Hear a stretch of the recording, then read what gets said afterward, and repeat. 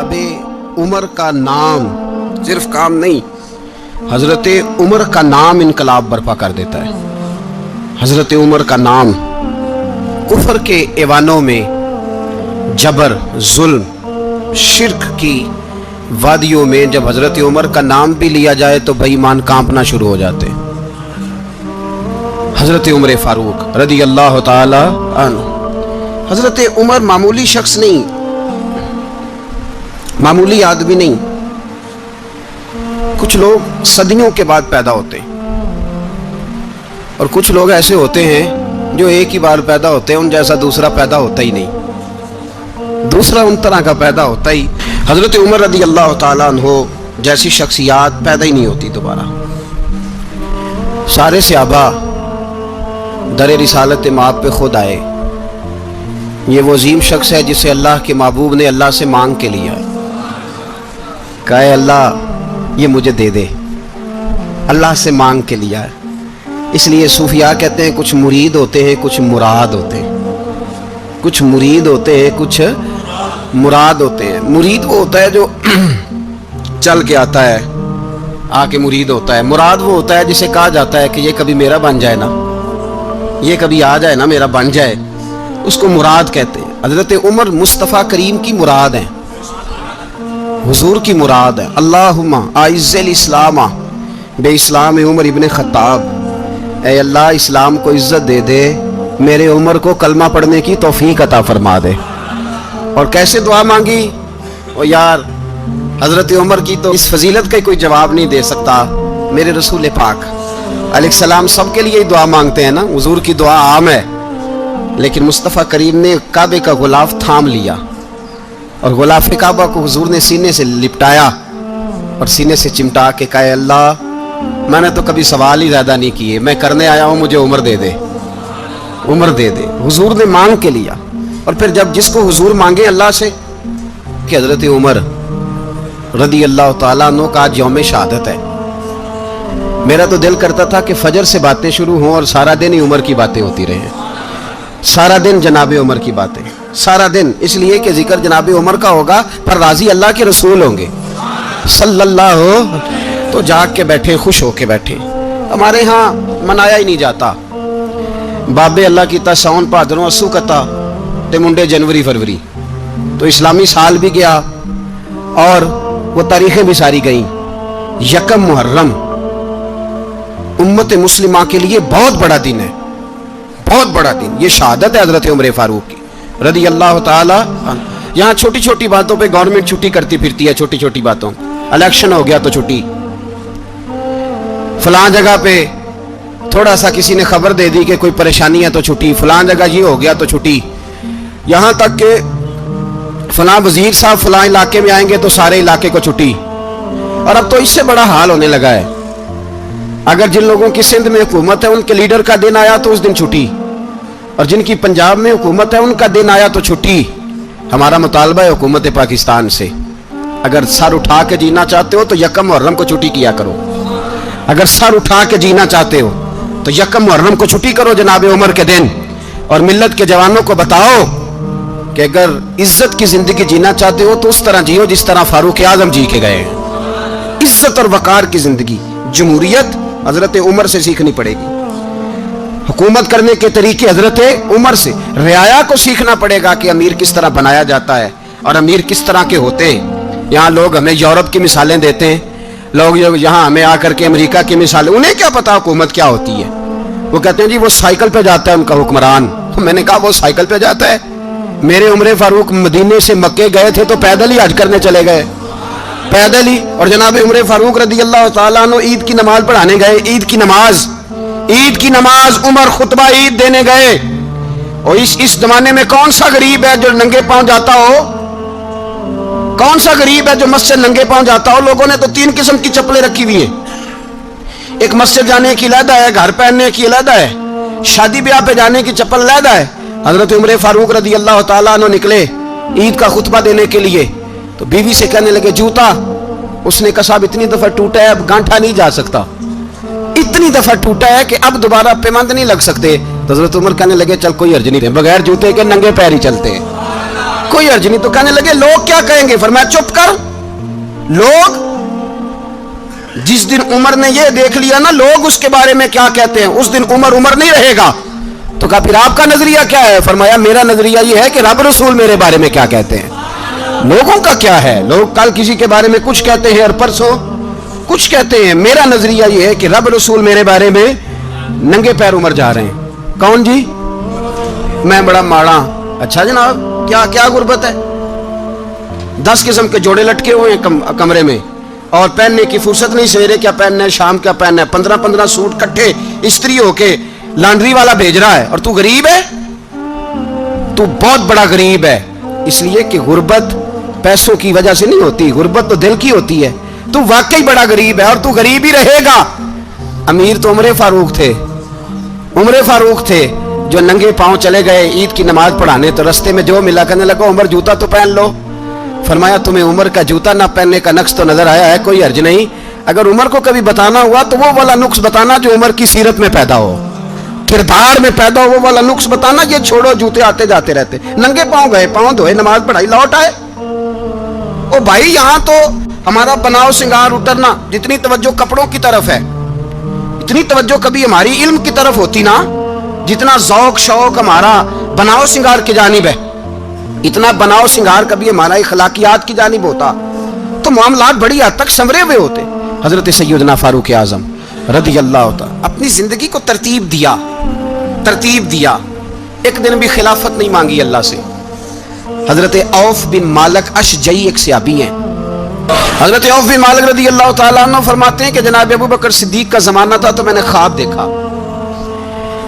मैंने ख्वाब में जनाब उमर को देखा और मैंने देखा कि कोई कहने वाला कह रहा है कि उमर वो है कि अल्लाह के रास्ते में कोई इसे जितना मर्जी बुरा भला कहे ये परवाह नहीं करता। किसके रास्ते में? बोले सारे। इसका मतलब है अल्लाह के रास्ते में लोग बुरा भला भी। कुरान मजीद ने कहा वला यखाफून लौमत लाइम, कुछ लोग ऐसे हैं जो बुरा भला कहने वालों की परवाह तो परवाह नहीं करते। आप यकीन करें अगर परवाह शुरू हो जाए ना तो दीन का काम खत्म हो जाए। ना कोई तकरीर करे, ना कोई तदरीस करे, ना कोई पीरी मुरीदी करे, खत्म हो जाए अगर बातों की परवाह हो। लेकिन वो परवाह, हजरत औफ बिन मालिक अशजी कहते हैं मैंने ख्वाब में देखा कि उमर वो है जो किसी की परवाह। और दूसरी बात मैंने ये देखी कि उमर खलीफा बनेगा। और तीसरी बात मैंने ख्वाब में ये देखी कि उमर शहीद भी किया जाएगा, उमर शहीद भी होगा। ये मैंने 3 बातें ख्वाब में देखी।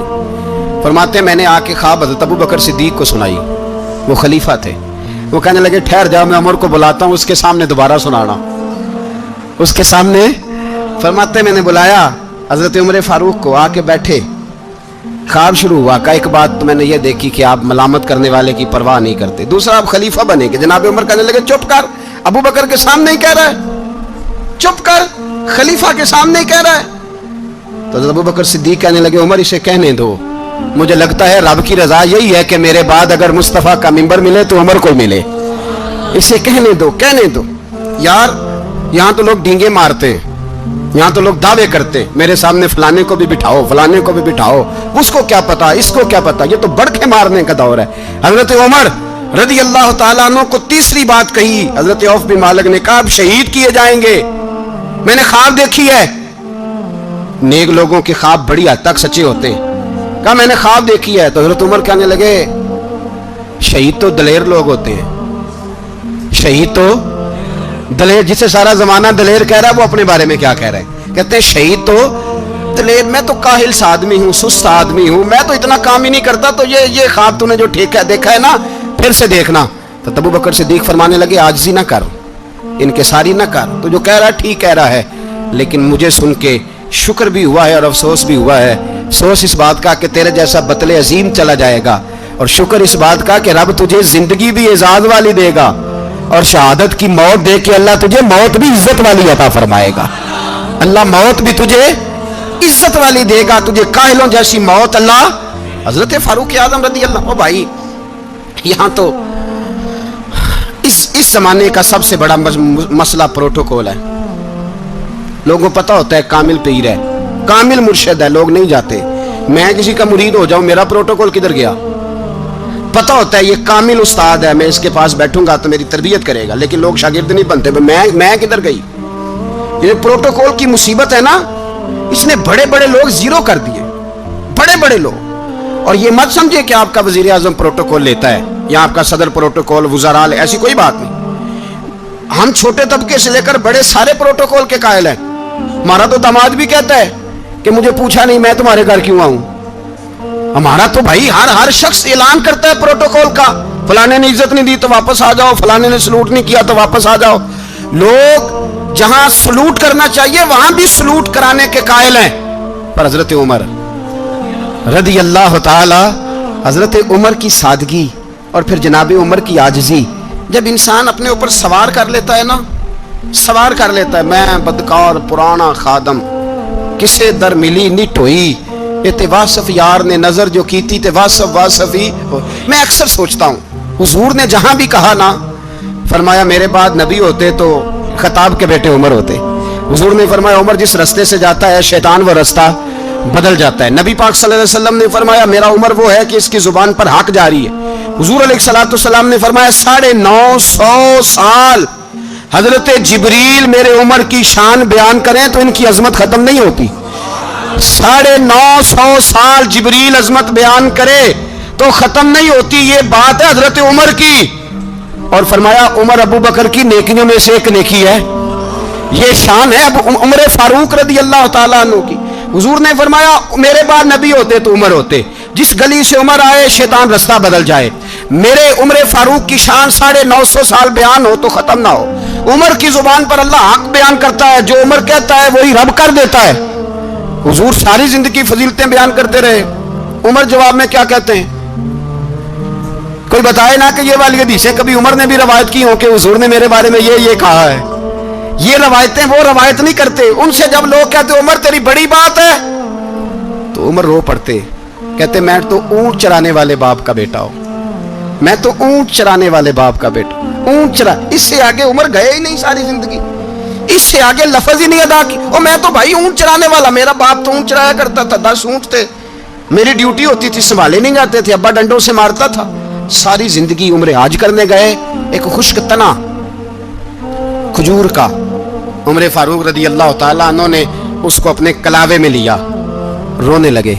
لوگوں نے کہا عمر کیا ہوا؟ فرمانے لگے یہاں میں اونٹ چرایا کرتا تھا، یہاں میں اونٹ چراتا تھا، 10 اونٹ سنبھالے نہیں جاتے تھے. دیکھو رسول اللہ کی شان، آج ساری امت چلانے کا طریقہ عطا فرما دیا ہے. ساری نظریے سے پیار.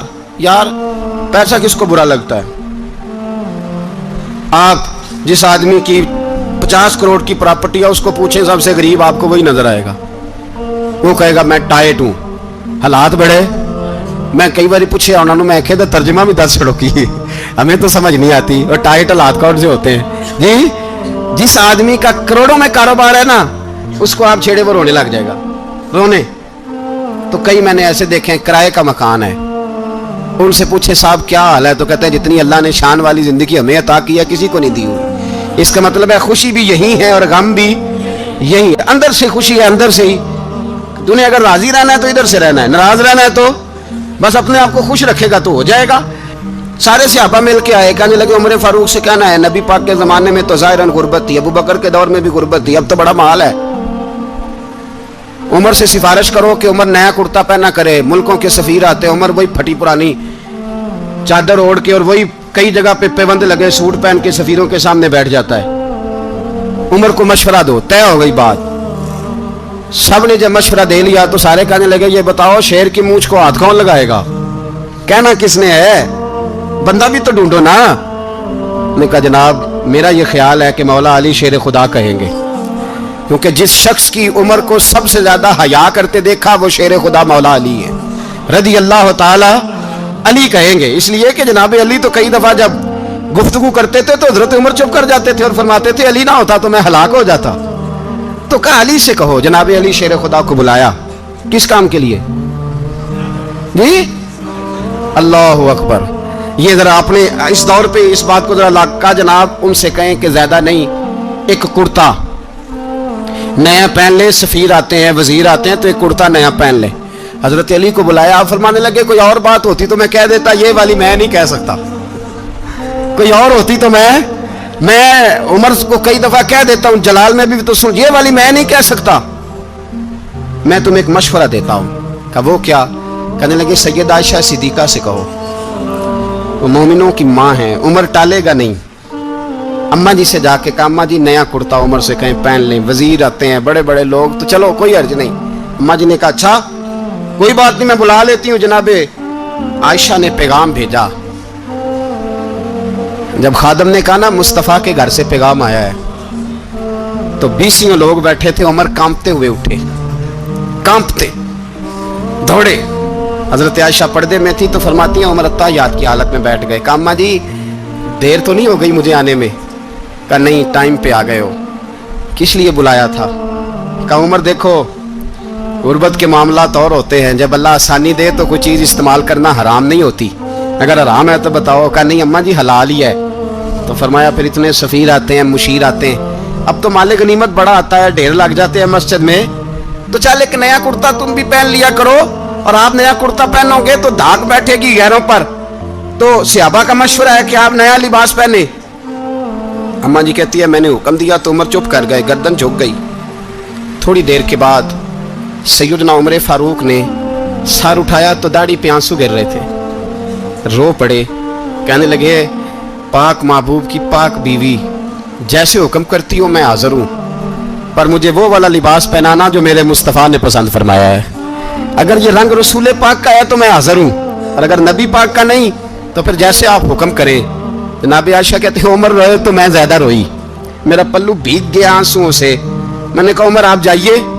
उमर यूं निकले तो जो सहाबा खड़े थे वो कोने में थे, सारे आ गए। कहा अम्मा जी क्या बनाओ? फरमाया भाई तुम सब जो बातें कहते हो वो अपनी जगह ठीक है, पर उमर जो बात करता है वो सबसे ज्यादा ठीक है।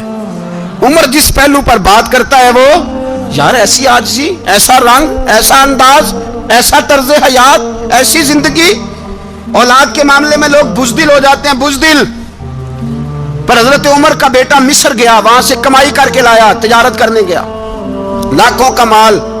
कौन सा बाप है दुनिया में जिसका बेटा बाहर से पैसे लेके आए तो अब्बा तफसील पूछे कि बेटा कहां से कमाए, कहां से लाया, कितने मिले, क्यों आए? कौन सा बाप तफसील पूछता है? अब्बा तो कहता ला सही, और तारीफें करता है मेरा बेटा बड़ी कमाई करता है। कभी पूछा है उससे कि ड्यूटी सही देता है कि नहीं? कभी पूछा है कि तू ईमानदारी की रोजी लाता है कि हराम की कमाता है? ये बाप की जिम्मेदारी है, ये अम्मा की जिम्मेदारी है। फिर कहता है बीमारी कैसे आ गई, परेशानी कैसे आ गई? तूने कभी सवाल किया अपनी औलाद से? हजरत उमर फारूक रज़ी अल्लाह तआला अन्हु का बेटा मिस्र से पैसे कमा के लाया तो जनाब उमर ने बुलाया, फरमाया बेटे इतनी तो तेरे पास राशि नहीं थी, थोड़े से तो तू पैसे लेके गया था, इतनी कमाई कैसे हो गई? इतने तो पैसे नहीं थे साहब, कहां से कमाई लाए? उसने कहा अब्बा जी वो जो मेरे चचा है ना मिस्र के गवर्नर, आपके दोस्त, उन्होंने मेरी मदद की है। फरमाया जितने लोग गए थे सबकी की है मदद उसने? कहा नहीं सिर्फ मेरी की। फरमाया तेरी क्यों की? तेरी क्यों की? कहा हुजूर आपके दोस्त है। फरमाया चुप कर, हुजूर उन्होंने मुझे इतने पैसे दिए, मैंने कारोबार में डाले तो नफा आया तो मैं उनकी रकम दे के। फरमाया खामोश हो जा, बाकी जितने लोग गए थे सबकी मदद की उसने? कहा नहीं हुजूर सिर्फ मेरी की। फरमाया उसने तेरी मदद नहीं की, उसने खलीफा के बेटे की मदद की, इसलिए कि वो खलीफा को अपने हक में नरम कर सके। फरमाया आधा माल तेरा है, आधा माल गनीमत का है, माल खजाना का है, मुसलमानों का है, इसलिए कि तू जो वहां से माल कमा के लाया है वो अपने बाप के खलीफा होने की वजह से कमा के लाया है, लिहाजा रख इधर। यहां कहते हैं किधर से आया, कैसे आया, कौन सा हिसाब दें, क्या करें? ओ भाई हजरत उमर रज़ी अल्लाह तआला अन्हु का अपनी औलाद के बारे में ये रंग है। एक जंग से ना खुशबू आई, खुशबू बड़ी महंगी होती थी, अरब में खुशबू आज भी बड़ी महंगी है, वो ज्यादा इस्तेमाल करते हैं। मेरी बातों की समझ आ रही है मेरे भाई?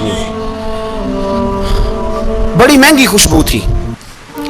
जब वो खुशबू आई तो हजरत उमर ने कहा, घर में पहले पहुंची हजरत उमर के, चूंकि ज्यादा औरतें इस्तेमाल करती थी घर के अंदर खुशबू, मर्द भी लगाते थे।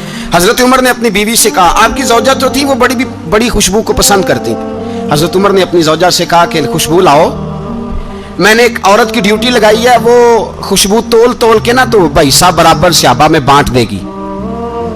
तो आपकी ज़ौजा कहने लगी किसी बीबी की ड्यूटी लगाने की क्या जरूरत थी, मैं जो मौजूद थी मैं बांट देती हूँ तोल के भाई साहब बराबर। आपने फरमाया नहीं तू रहने दे, और फलानी बीबी बांटेगी।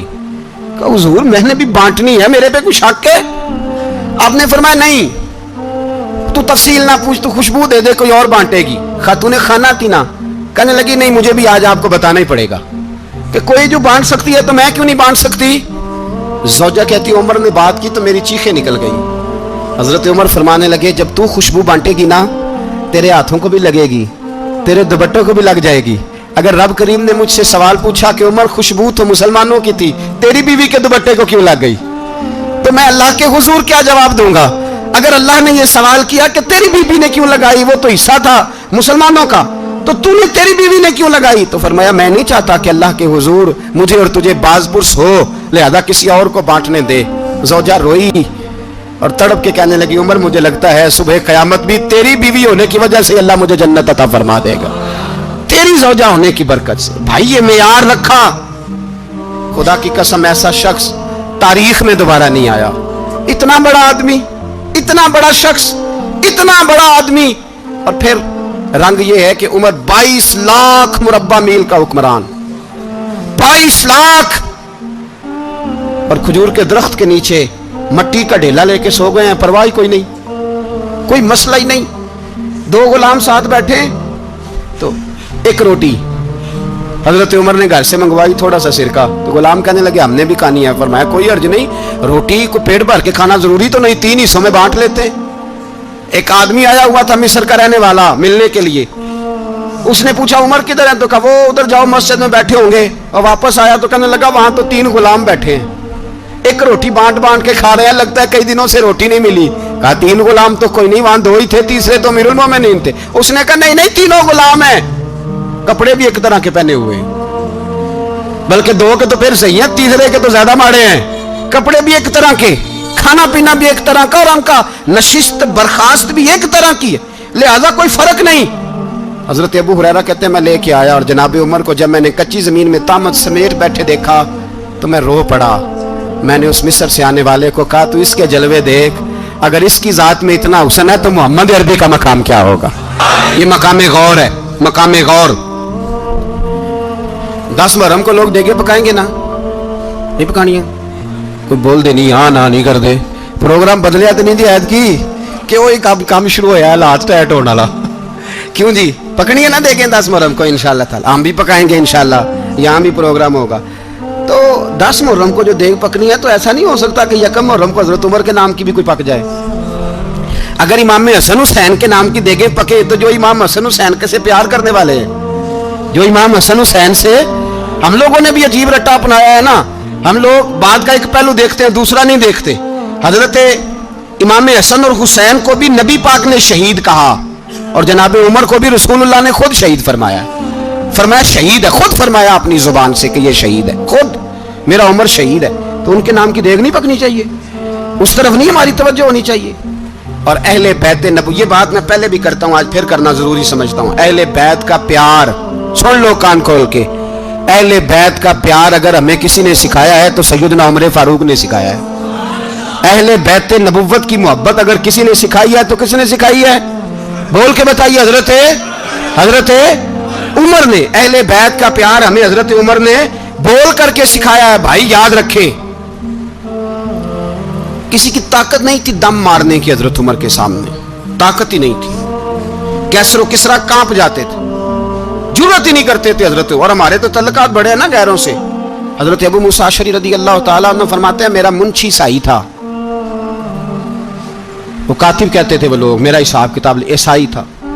تو فرماتے ہیں ایک دن میں نے وہ سارا حساب کتاب لین دین کے حضرت عمر کو دکھائے تو فرمانے لگے جس نے لکھے ہیں اس کو بلاؤ۔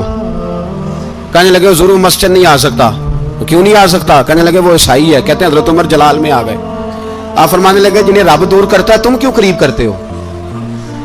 جنہیں اللہ دور کرتا ہے۔ فرمایا تم غیروں کو اگر عہدے دو گے تو اپنوں کا کیا بنے گا؟ اگر تم غیروں کو عہدے دو گے تو اپنوں کا، یہ سوچ ہے جو آج برما کے مسلمانوں کے لیے بھی ضروری ہے۔ کہا اگر تم غیروں کو عہدے دو گے تو اپنوں کا۔ ہم نے غیروں کو عہدے دیے تو دیکھا نا اپنے کس طرح کاٹے جا رہے ہیں۔ غیروں کو جو عہدے دے دیے، یرانے سارے غیروں سے روز دعویٰ ہوتا ہے چین ہمارا سجن ہے، چین ہمارا دوست ہے۔ او بھائی دوست ہے تو اس سے کہو نا کہ برما تو تمہاری ایک چھوٹی سی ریاست ہے، چین کے بغیر تو وہ سانس بھی نہیں لے سکتا، اس کو کہو نا اس حکومت پہ دباؤ ڈالے۔ لیکن ہم لوگوں نے غیروں کو عہدے دیے تو اپنے پس گئے۔ حضرت عمر کہتے تھے ذمی کا ہم ادب کریں گے، ذمی کافر کا ہم ایسا کافر جو مسلمان ریاست کو قبول کرے، بدامنی نہ پھیلائے۔ ایک آدمی کو آپ نے دیکھا آنکھوں سے نابینا ہے اور بھیک مانگ رہا ہے، تو حضرت عمر کو نظر آ گیا، فرمایا کون ہو؟ اس نے کہا میں یہودی ہوں۔ فرمایا بھیک کیوں مانگتے ہو؟ کہا جب تک تندرست تھا مسلمانوں کو جزیہ دیتا تھا، بوڑھا ہو گیا ہوں کیا کروں؟ حضرت عمر نے گھوڑے کی پشت پہ بٹھایا، کافر کو گھوڑے کی پشت پہ بٹھایا اور بٹھا کے مدینے لائے۔ حضرت علی شیر خدا وزیر خزانہ پہ، فرمایا علی اس کا وظیفہ جاری کرو۔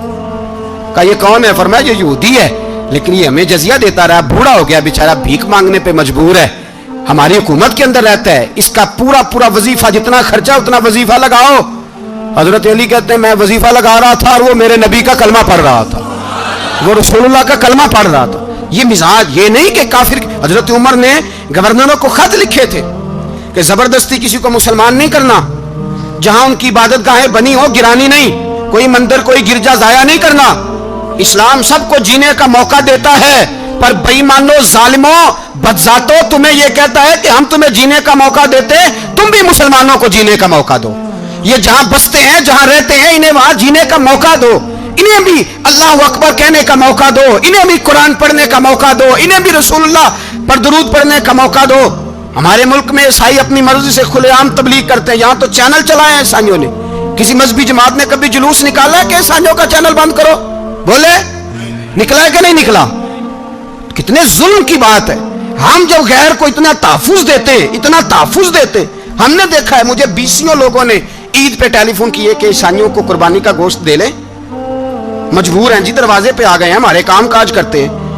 بیسیوں لوگ، عام آدمی کے دل میں ان کا اتنا جذبہ ہے، وہ مسائل کا بیان کرنا ایک علیحدہ بات، لیکن ہمارے دل کافر کے حق میں بھی نرم ہو جاتے ہیں۔ تم کس قدر زیادہ بے ایمان ہو اور کفر کس قدر زیادہ ذلیل ہو گیا ہے کہ مسلمان کے حق میں نرم ہوتا ہی نہیں، اور اس سے بڑے ذلیل وہ ہیں جو ان ذلیلوں کے سپورٹر ہیں، وہ کسی عرب ملک کے حکمران ہو یا کسی اور جگہ کے، وہ بڑے ذلیل ہیں جو ان ذلیلوں کے سپورٹر ہیں، جو برما کی بچیوں کے قتل پر اپنی حکومتیں چمکا رہے ہیں، انہیں شرم نہیں آتی، اس قدر مسلمان تڑپا ہے، لیکن ان بے غیرتوں کو ذرا ہوش نہیں آئی، اور یہ ان کے کماش، ان کے دلال جو ہر جگہ ان کی سپورٹ کر کے اپنی حکومتیں قائم کرتے ہیں، بے ایمانوں کو پتہ نہیں کہ کب ان پر اللہ کا عذاب اترے گا اور کس طرح ان کے پرخشے اڑیں گے۔ تمہیں اپنی ذلت اور رسوائی نظر نہیں آ رہی کہ زمین کس طرح تمہارے لیے تنگ ہو گئی ہے؟ اس سے زیادہ اور تمہاری رسوائی کیا ہوگی؟ ڈرو اللہ سے، اور یہ تو دنیا کا عذاب ہے۔ ان بطش ربک اللہ شدید، میرا رب کہتا ہے قیامت تو قائم ہونے دے،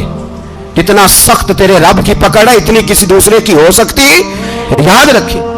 اور تھوڑا احتیاط کریں ہم سب لوگ بھی، جو ہم لوگ آدھی زبان بول کے بھی ان کی سپورٹ کرتے، اب شرم آنی چاہیے ہمیں ان حکومتوں کی سپورٹ کرتے جو مسلمانوں کی لاشوں کے اوپر حکومتیں قائم کرتے ہیں، شرم آنی چاہیے۔ بہرحال بات دور نکل جائے گی، اور میں اپنے مضمون پہ رہتا ہوں۔ اہل بیت کا پیار اگر سکھایا ہے تو جناب عمر نے سکھایا ہے رضی اللہ تعالی عنہ، امام حسن ملنے۔ آپ یقین کریں میں جب اس واقعہ کو پڑھتا ہوں تو میرا دل جھوم جاتا ہے، میں کہتا ہوں یار ڈاڈا ہونا اپنی جگہ پہ، عشق ہونا اپنی جگہ پہ، انسان کا باوقار ہونا اپنی جگہ، جہاں کھڑے ہونا تھا وہاں یہ کھڑے ہوتے تھے، اور جہاں جھکنا تھا وہاں یہ ان لوگوں میں اقبال نے کہا تھا تیری نگاہ ناز سے دونوں مراد پا گئے، عقلے کی یاب و جستجو، عشق حضور و اضطراب، جہاں اگر آیا ہے سامنے کیسر و کسرا تو عمر جیسا دلیر کوئی نہیں، اگر سامنے آیا ایران کا بادشاہ تو عمر جیسا تگڑا کوئی نہیں، اگر آیا ہے سامنے غسان کا بادشاہ تو عمر جیسا عادل کوئی نہیں، لیکن اگر علی کا بیٹا آیا ہے، اگر فاطمہ کے لال پارے آئے ہیں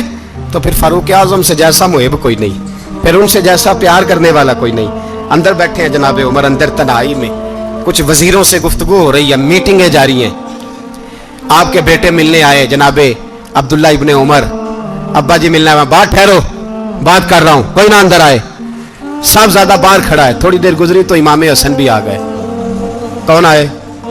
آپ کو جو ملے گا امام صاحب کا نام لینے سے، وہ سردار ہیں جنتیوں۔ کون آئے؟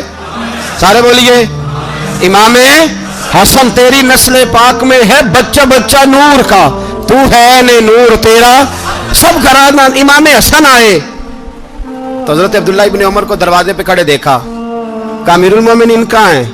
کہنے لگے حضرت عمر کے بیٹے، کہنے لگے وہ اندر بیٹھے، کچھ میٹنگ ہو رہی ہے، اور انہوں نے کہا کوئی اندر نہ آئے، لیکن آپ جانا چاہیں تو چلے جائیں، آپ جانا چاہیں تو، تیری نسل پاک میں ہے بچہ بچہ نور، آپ جانا چاہیں تو چلے جائیں۔ تو انہوں نے کہا جب آپ باہر کھڑے ہیں تو مجھے کوئی اتنا ضروری کام نہیں، اور ابھی زور کی نماز تھوڑی دیر میں ہوگی، میں مسجد میں مل لوں گا امیر المومنین سے۔ یہ بات کہہ کہ امام حسن چلے گئے۔ یار اتنی بڑی بات نہیں تھی، اتنی بڑی بات نہیں تھی۔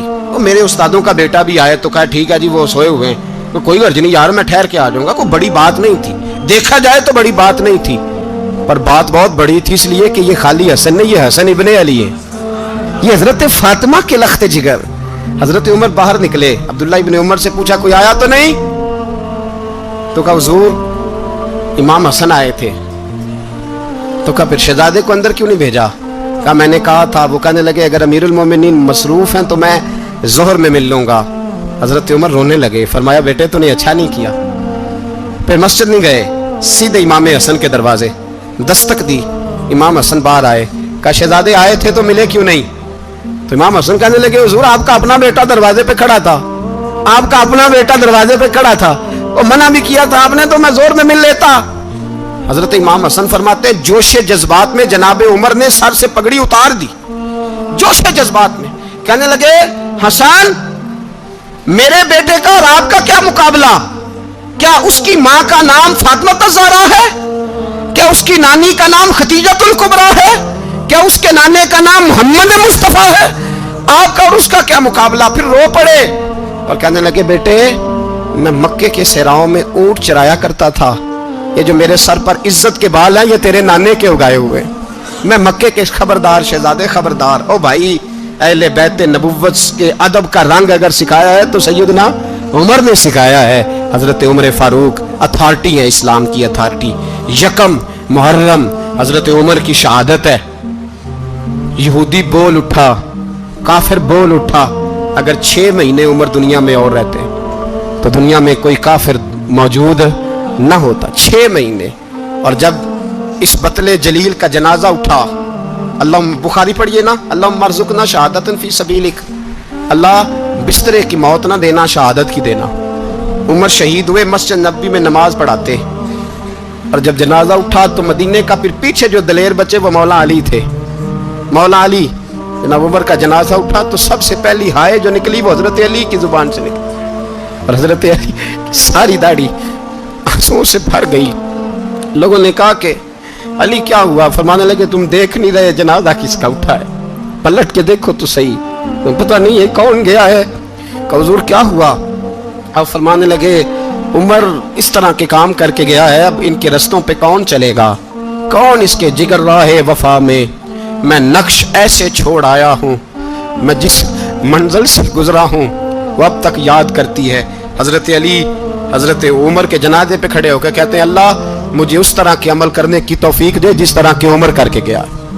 میرے بھائی بطل عزیز، بطل حریت حضرت عمر رضی اللہ تعالیٰ عنہ جو اپنی زندگی انقلاب والی گزار کے گئے۔ عمر جب دنیا سے گئے تو 80 دینار کا قرضہ تھا، 22 لاکھ مربع میل کا حکمران، اور اپنے بیٹے سے کہنے لگے بیٹے کوشش کرنا تیرے خاندان والے مل کے میرا قرضہ اتار دے، میری قبر پہ بوجھ نہ رہے، اور اگر خاندان والے مدد نہ کریں تو میرے دوستوں سے بات کرنا، وہ مدد نہ کریں تو پھر علی سے بات کرنا۔ ان کا پیار آپس میں اتنا، اور تو اختلاف ثابت کر رہا ہے۔ 80 دینار کا قرضہ چھوڑ کر حضرت عمر دنیا سے گئے، اور جاتی دفعہ کہہ گئے میرے بعد میرے بچوں کو حکومت کے مشورے میں بھی شامل نہ کرنا، حکومت کے مشورے میں بھی میری اولاد شامل نہ ہو۔ اتنا بڑا شخص اتنا بڑا رنگ دے کے یکم محرم کو جب عمر فاروق کا وصال ہوا تو بیٹے سے کہنے لگے اماں عائشہ سے جا کے کہو میرا بھی نبی پاک کے روزے میں دفن ہونے کو دل کرتا ہے۔ ایک قبر کی جگہ ہے اماں جی نے اپنے لیے رکھی ہے، بخاری ہے بخاری۔ حضرت عائشہ کے پاس صاحبزادے گئے، کہنے لگے اماں جی عمر کو زخم لگ گیا ہے، حالت بڑی پریشانی والی ہے۔ وہ کہتے ہیں اگر اماں اجازت دیں۔ سید عائشہ رو پڑی، فرمانے لگی کہ وہ اپنی قبر کی جگہ تو نہیں نہ کسی کو دیتا، پر عمر نے کمال ہی بڑا کیا، اسے کہو جاؤ گنبد خضرا میں قیامت تک جو مصطفیٰ پہ اور ابو بکر پہ سلام پڑھے گا وہ تجھ پہ بھی سلام پڑھ کے جائے گا، جاؤ میں نے جگہ دی۔